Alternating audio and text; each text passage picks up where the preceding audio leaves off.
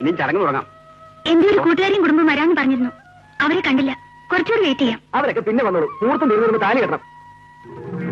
ആ അവര് വരുന്നുണ്ട് കേട്ടോ. ഇവരെങ്ങനെ ഇവിടെ എവിടെ മൊഴിഞ്ഞു കയറി വന്നോളും? കാറ് കേടായതുകൊണ്ട് ടാക്സി പിടിച്ചാ വന്നത്. അതാ താമസിച്ചത്. അങ്ങനെ മൂത്ത സന്തതില്ലേ ഇവിടെ കെട്ടിയവൻ തരികട അവനോട് നിർത്തിട്ട് വന്നിരിക്കുക. വരൂമേ.